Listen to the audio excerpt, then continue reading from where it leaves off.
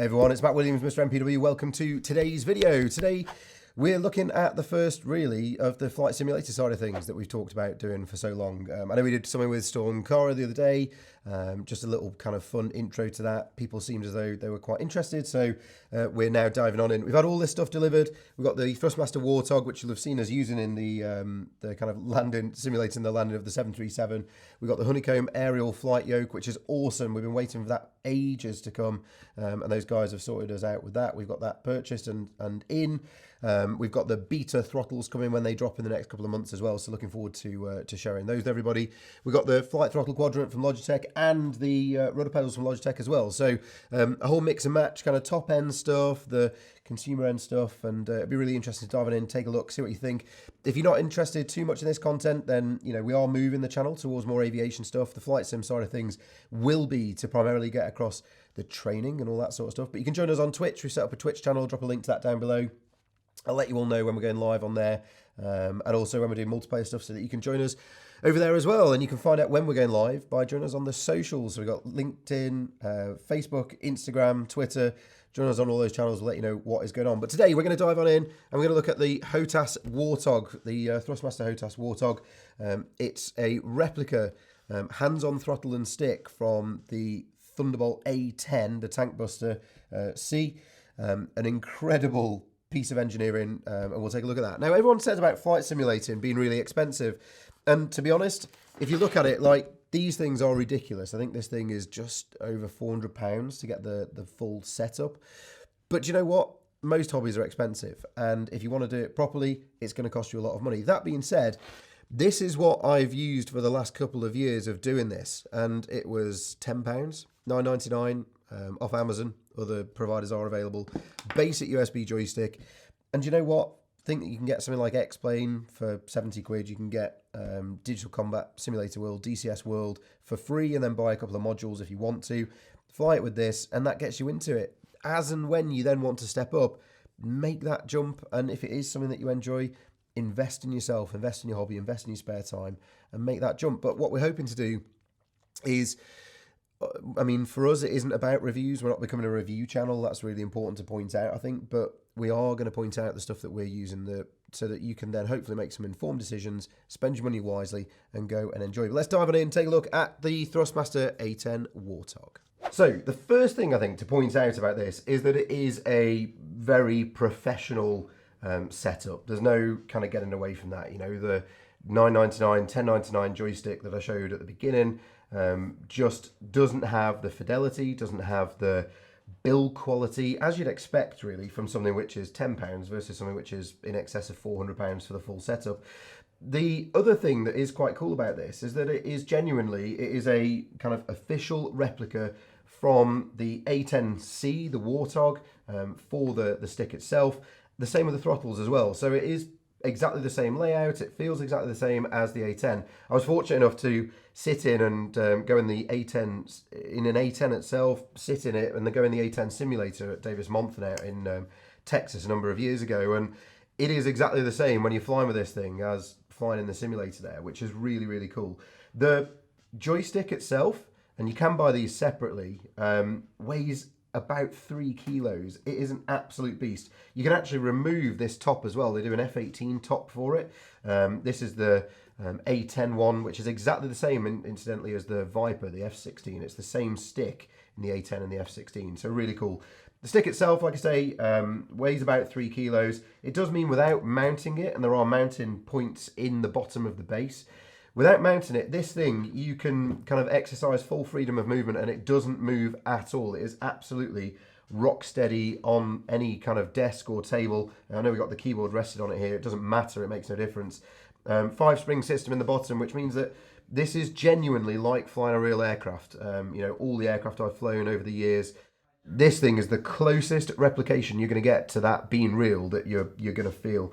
There are 5 buttons on here, the paddle button, and then 5 kind of different buttons on it that you can assign to different functions. There are then 2 4-way coolie hats and 2 8-way coolie hats on here as well. So a whole plethora of control inputs. Some people that we've seen talking about this say that the trigger is a little bit slow for them. Now, this is really important to understand, especially with the way that the A10 set up. You know, it is built around the gun. Actually, it's a two-stage trigger. So the first trigger stage is designed to take up the pressure on the trigger so that you can get all the way up to the point that the gun is ready to fire. You get yourself ready, and then it's just a tiny little depress, a little detent in there, which is that second stage press. So I would argue differently. The trigger isn't a long throw trigger. It's a two-stage trigger, and you can have that keyed up and ready to go. It gets yourself braced, it gets your hand ready to go. So you line up the shot, line up the shot, line up the shot, and when you're ready, boom, you take that second tiny little extra press and you're in. The thing is immense. Like I say, the only issue with it is that you need to be quite careful when you connect it. Make sure that you get the stick top onto the base the correct way round. There's a set of pins in the bottom. Just line those up carefully, then screw it down, and you are good to go. This thing is an absolute beast. Like, you could kill a man with this joystick. It's so hefty, I would suggest. So that's that one. We'll dive on in and take a look at flying with it in a second. The throttles are the next one, and again, these things, like, you feel like an absolute god when you are operating with this. You feel like you are actually flying in a real fast jet. Particularly when I found I'm using VR, and more on that to come as we go through kind of the channel as we bring that content to you.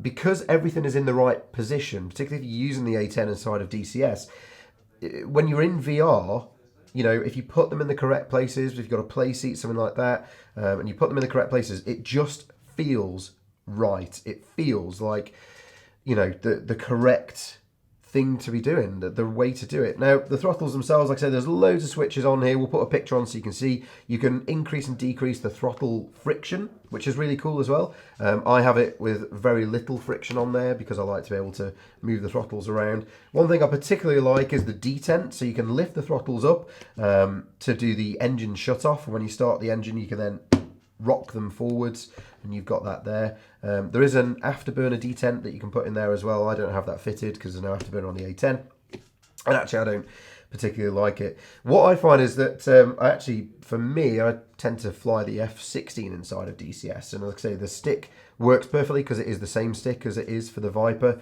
If you were to fly the F18, you can buy the stick top for that, but again, to be honest, there's no point. It is so good as it comes out of the box that all you need to do is remap a couple of the functions to the switches that you want them to be, and you're up and running and good to go.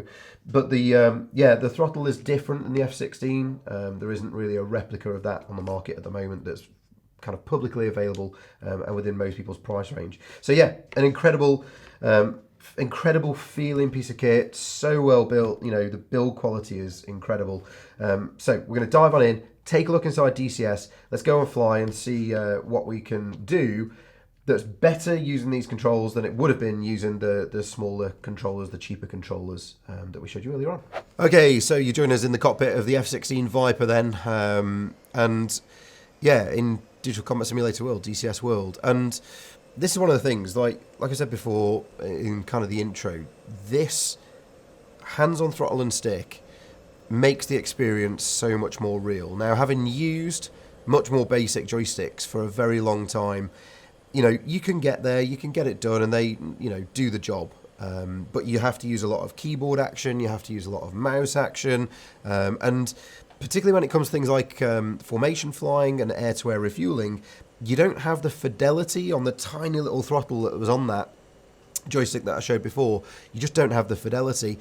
I've also used things like the X56, the other what seems to be the most popular HOTAS, and the build quality just isn't the same. The kind of the sensitivity and the fidelity just aren't there. This thing is just another level. It really is. And you know, if you are wanting to take this seriously, if you want to get into it as a hobby that you're going to invest in and spend your time doing, honestly, I can't state enough how much difference this makes. And like I know, I understand it is a big investment. It's far more than a lot of people will want to and are able to spend. But if you are able to, then it is an incredible jump up. And it's one of those things, you know, it's a bit like when we look at VR in a couple of weeks' time on the channel. It's one of those things that particularly when you get into the dogfight environment, particularly when you get into that air-to-air combat scenario, you can't beat being able to look around. You can't beat being able to just feel the aircraft around. And one of the cool things as well, and you can see this on the screen, is the ability to, without taking my hands off, and this is the whole point of the HOTAS, right? The hands-on throttle and stick system, is that without having to take my hands off, I can scroll the radar cursor around. I can change the range on the radar itself. I can, I can lock a target up without having to even take my hands off the controls. And being able to do that just gives you that huge advantage over anybody else. And yeah, that's what it's all about. We had, interestingly, flying the Puma 1 in combat, flying the Puma 2 in the test and evaluation phase that came into the front line, we had a HOTAS system on the Puma 2 with kind of 24 different buttons on the controllers and all the different commands. And that aircraft, we went from a steam-driven Puma 1 to a very much computer-based Puma 2, and having that HOTAS system available to us just changed the way that you operated the aircraft completely, as it does in this scenario. It just makes it much more real. It makes it much simpler to do. You can concentrate on flying the aircraft, fighting the enemy, and controlling the systems then becomes second nature.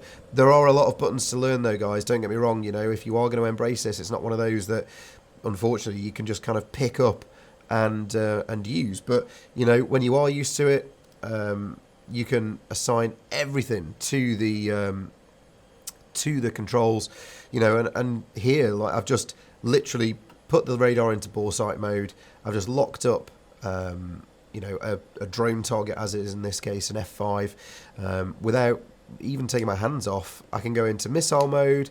I'm into dogfight mode now, back up using the TMS switch into bore sight. It's selected the nearest target to the bore sight. If I want to deselect that, I just press down once on TMS. That's what I've got it set up to do, so that we can decouple that lock up to bore sight again, bring the bore sight onto another target, and we've got another target there. Again, if we had missiles fitted, I could just go into the missile mode by using the boat switch here, which is what we'd use in the F-16, and actually in most fighters that have got this HOTAS system. And we're straight into missile mode, back into dogfight mode again. TMS up, and we can lock that target up by going into bore sight mode. Start to get a firing solution on him,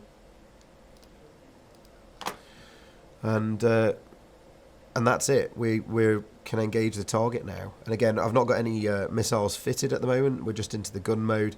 I can bring him down into the funnel, close in on this target, and hopefully go for the kill. And this is what we were talking about with the two-stage trigger. So now we're closing into about half a mile, so we're getting close enough to the target now to engage him. I've pulled on that first stage of the trigger, go into the second stage. It's just a tiny little press. It doesn't mean and doesn't require you to kind of make any input into the stick that's going to affect the kind of your targeting solution on that aircraft. It's just a tiny little squeeze, and it's into that mode. So yeah, an absolutely incredible setup. And like I say, I understand it's a lot of money, but honestly, if it's something that you're interested in, if there's something that you want to take seriously in terms of simulating, it doesn't get any better than this, I would suggest. And if anyone does know of any better solutions, please drop them down in the comments section below. Be more than willing to grab those and take a look. Like I say, I've used the X series HOTAS from other manufacturers, and they are good, but nothing compares to this setup, I would say. The fact that there are so many buttons, you can slave those, you can set those up to operate however you want, whatever kind of setup works for you. But again, to be honest, in DCS, what we find is that it is pretty much plug and play. It doesn't matter which aircraft, everything kind of just works. They've got it all nailed down, and that just adds to the experience. In VR, it's great. In non-VR, it just means that you can really concentrate on the fight, concentrate on taking it to the enemy, concentrate on taking those people down out of the sky, and yeah, it's a huge difference, a massive game changer. And yeah, If you've got any thoughts, though, drop them down in the comments below. Like I say, don't forget to follow us on the social channels. Let us know if there's other things you want to see. More than happy to do that. And if you are interested in getting one of these, please consider using the link down below in the description to get one. It doesn't cost you any more. It's an Amazon affiliate link. You know, you can get that all over the world, but it just helps us keep the channel going, keep buying the equipment so that we can keep bringing those reviews to you. Much more to come over the next couple of weeks. Please stay tuned. Give the video a like if you did. Give it a thumbs down if you didn't. Subscribe if you haven't. Come join us on the channel. I've been Matt Williams. Fly safe and blue skies.